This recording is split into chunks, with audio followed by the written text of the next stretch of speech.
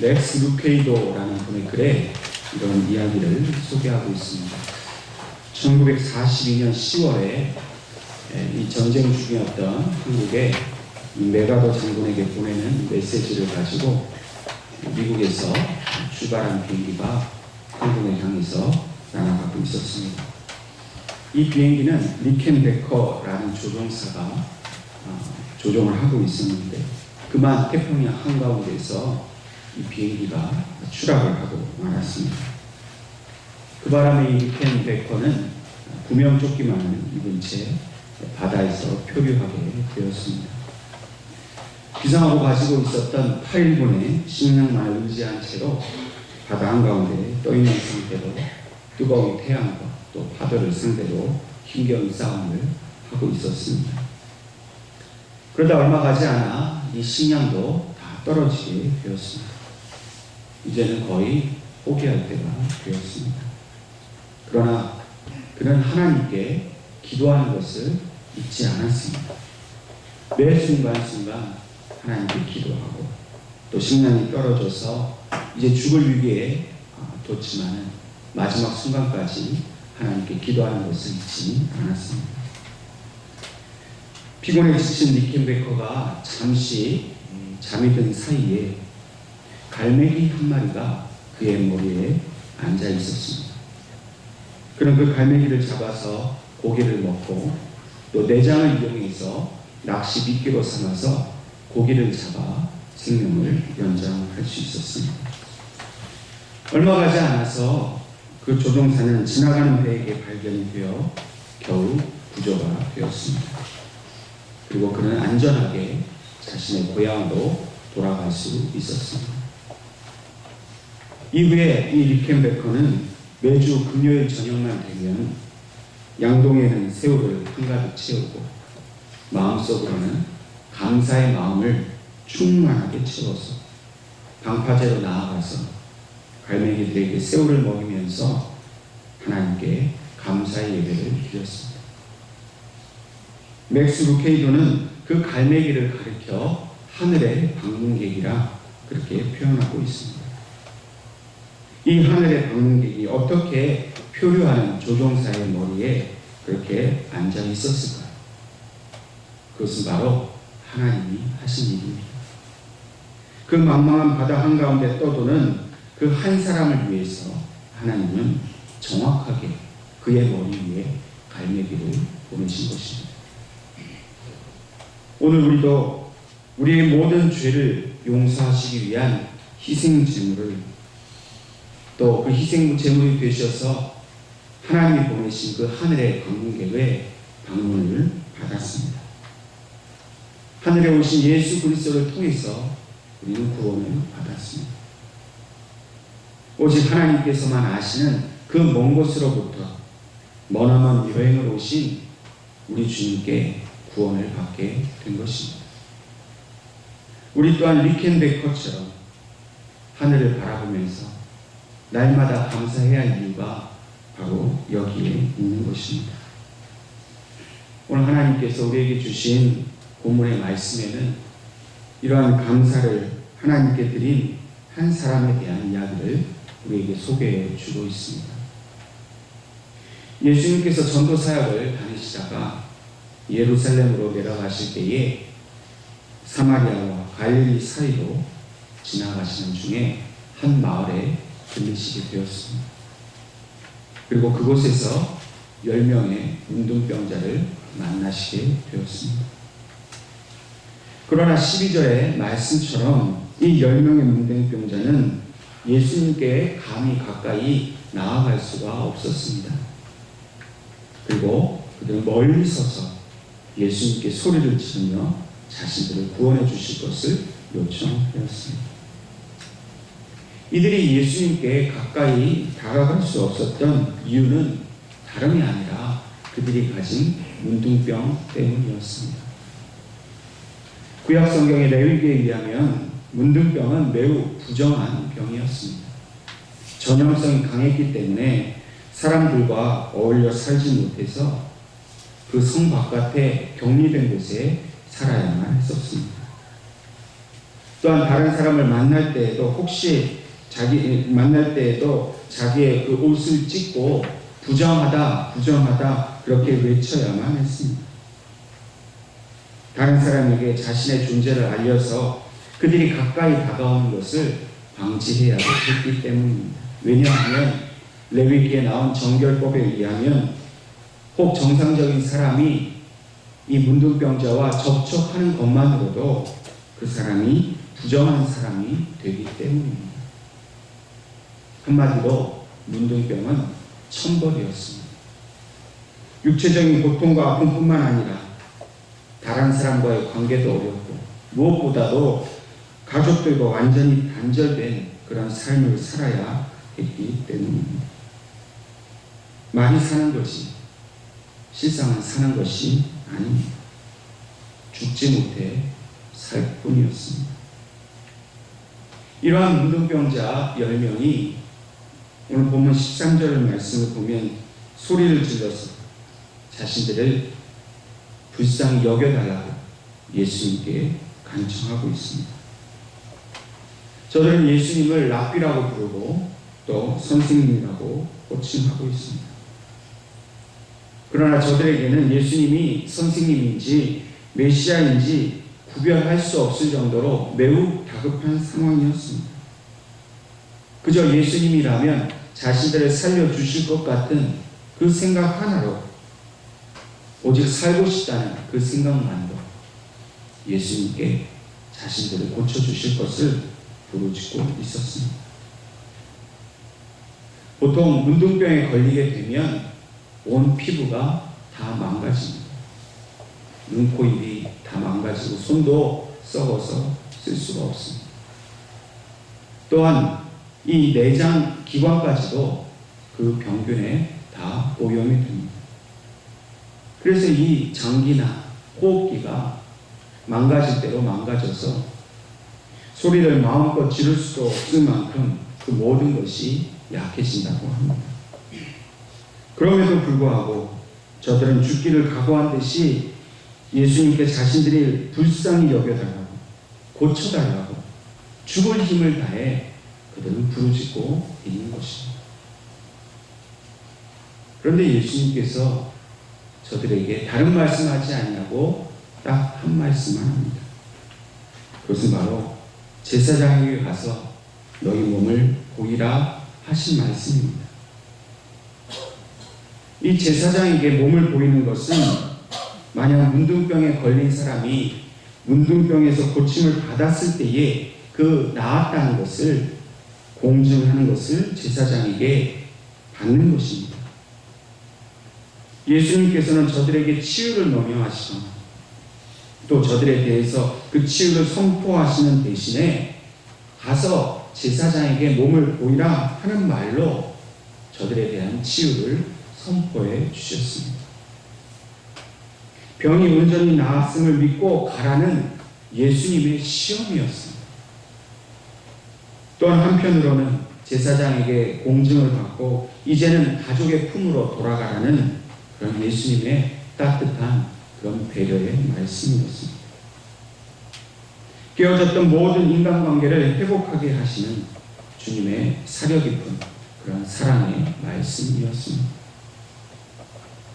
근데 어찌된 일인지 그들 중 한 사람도 불평하지 않고 왜 우리를 고쳐주거나 치유되었다고 말하지 않고 그저 제사장에게 가라고 하는가 누구도 의심하지 않고 이 10명의 문둥병자는 예수님의 명령에 순종하여서 제사장을 찾아 떠났습니다. 이 순종으로 저들이 제사장에게 가는 중에 저들이 온전히 그 문둥병으로부터 고침을 받았습니다. 그들은 믿음으로 순종했고 그 순종의 결과로 저들은 병 고침을 받았습니다. 참으로 믿음의 그 승리가 나타난 그런 장면 아니겠습니까?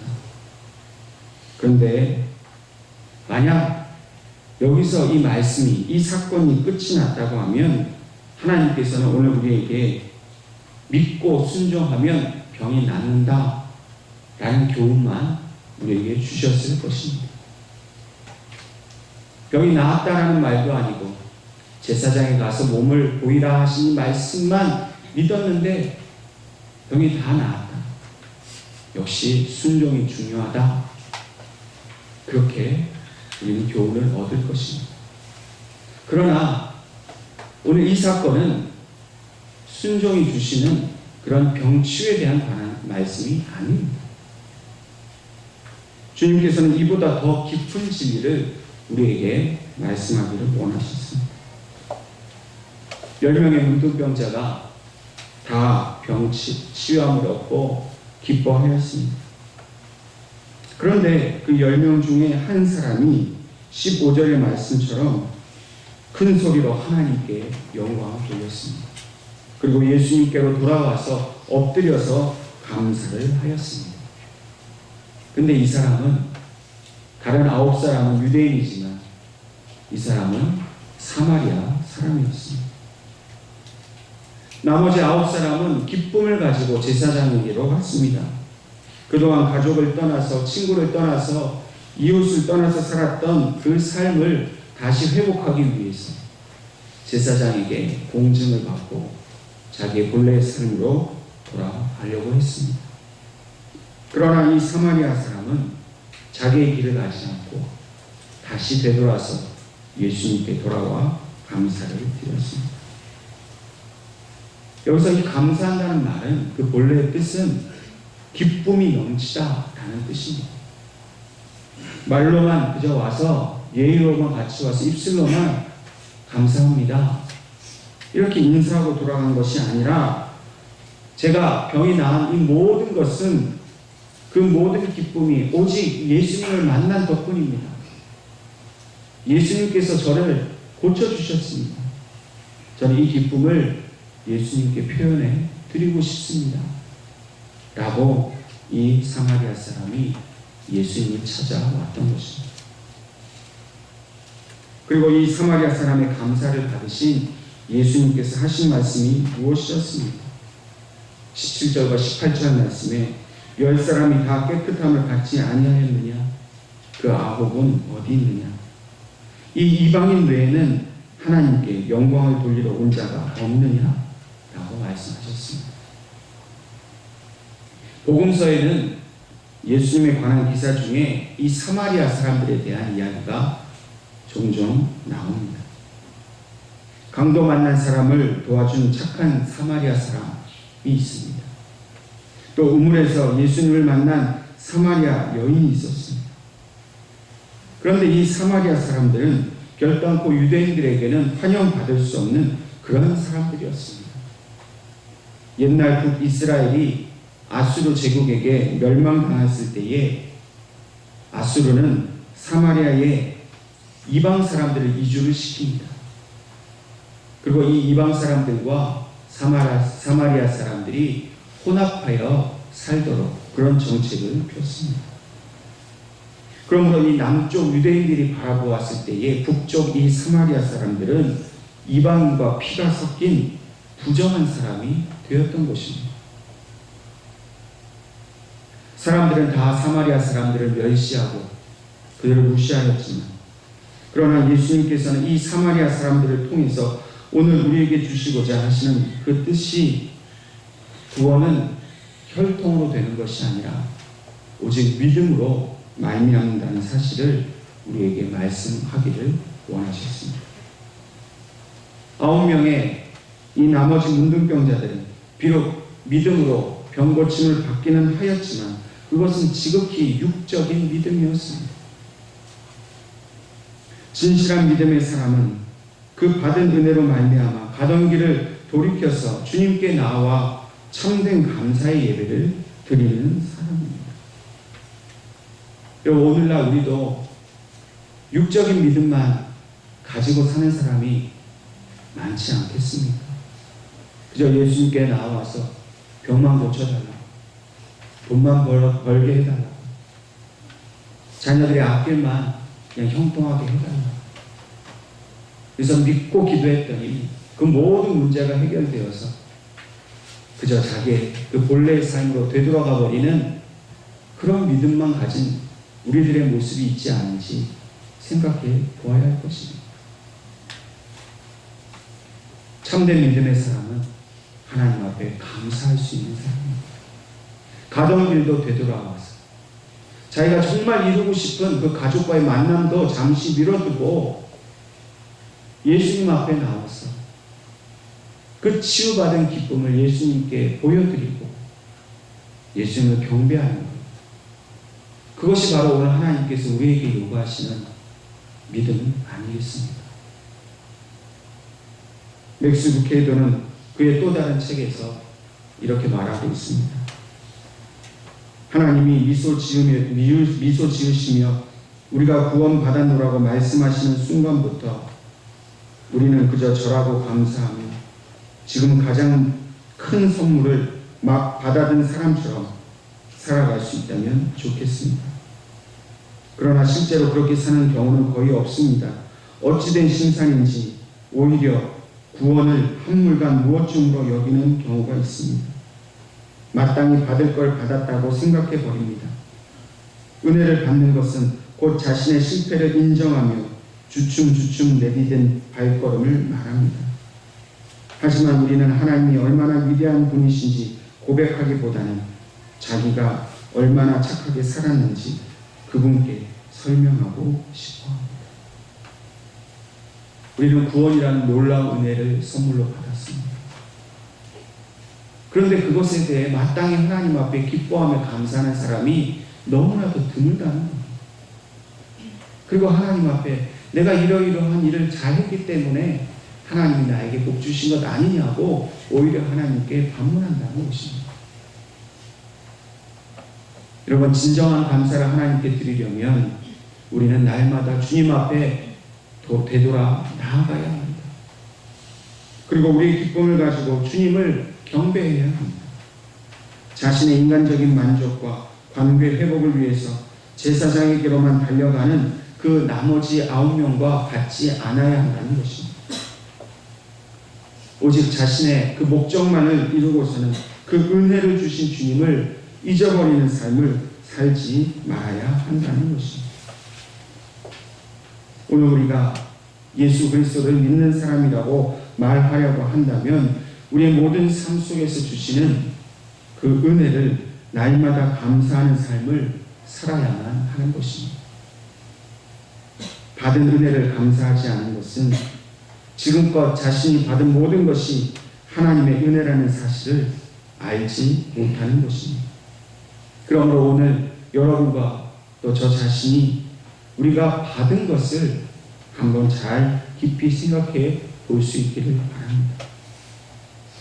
물론 우리에게는 여전히 부족한 것이 많습니다. 부족하기 때문에 하나님 앞에 믿음으로 그것을 주시기를 우리는 간절히 간구하고 있습니다. 그러나 내게 있는 그 부족한 것보다도 이미 받아 누리는 풍족한 것이 더 많이 있다는 사실을 오늘 우리는 이 시간 깨달아야 합니다.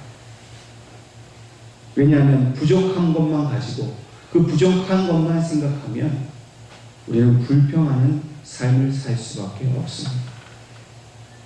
나에게 없는 것, 부족한 것을 가지고 하나님 앞에 원망하고 불평하는 삶은 믿음의 삶이라 할 수 없습니다. 그러나 이미 주신 것을 가지고 만족해야 하면서 감사하며 기쁨으로 예수님께 나아가 경배드리는 삶이 진정한 믿음의 삶인 것을 우리는 깨달아야 할 것입니다. 성령이 함께 하시는 사람은 이미 받아 누리는 은혜를 깨달을 수 있는 사람입니다.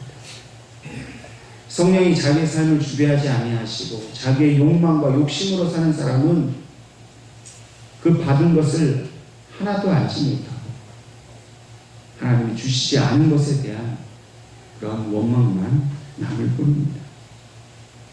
오늘 이 시간 성령께서 이 자리와 우리와 함께 하시어서 우리에게 받은 은혜로 인한 감사의 기쁨이 충만하게 하실 줄 믿습니다. 여러분, 이것이 우리에게 주시는 복입니다. 이것이 바로 우리에게 주시는 은혜입니다. 남들보다 더 많이 가져서 은혜가 아니라 남들이 알지 못하는 그 받은 은혜에 대한 감사와 기쁨이 있기 때문에 우리는 참으로 복된 사람입니다. 오늘 저와 여러분이 이 감사와 기쁨을 가지고 하나님 앞에 믿음의 참된 사람으로 칭찬받고 복받은 사람이 될 수 있기를 바랍니다. 오늘 예수님께서는 본문 마지막 말씀에 이 사마리아 사람을 향해서 일어나라, 가라. 내 믿음이 너를 구원하였느니라 말씀하셨습니다.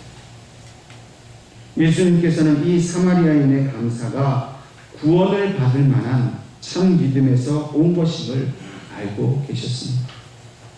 비록 나머지 9사람은 육신의 질병으로부터 구원을 얻었을지는 몰라도 예수님께서 진정으로 주고 싶어 하시는 그 구원의 영생은 얻지 못한 것입니다. 그러나 이 사마리아 사람은 예수님이 그토록 유대인들에게 주고 싶어 하셨던 그 영생의 구원을 이방인으로서 받게 되었습니다. 혈통을 자랑하고 율법을 자랑하던 유대인들은 구원을 주시는 하나님의 아들을 알지 못했습니다. 그러나 이 사마리아인은 육신의 질병을 고침받았을 뿐만 아니라 메시아이신 예수님을 만나 육신의 치유보다도 더 귀한 영생의 선물을 받게 되었습니다. 그러므로 오늘 우리들도 이 문둥병자보다도 더 흉악하였던 우리들을 고쳐주시고 회복시켜주신 예수님께 믿음으로 감사를 드려야 할 것입니다. 다음 주일은 추수감사주일입니다. 한 해 동안 우리를 지켜주셨던 은혜에 우리 주님께 기쁨으로 감사를 드릴 수 있기를 바랍니다. 풍성한 열매를 거두게 하실 은혜를 감사할 수 있기를 바랍니다. 물론 그 풍성한 열매가 물질적인 것이 아닐 수도 있습니다. 보이는 것은 여전히 거둔 것이 없어 메말라 있을 수 있습니다.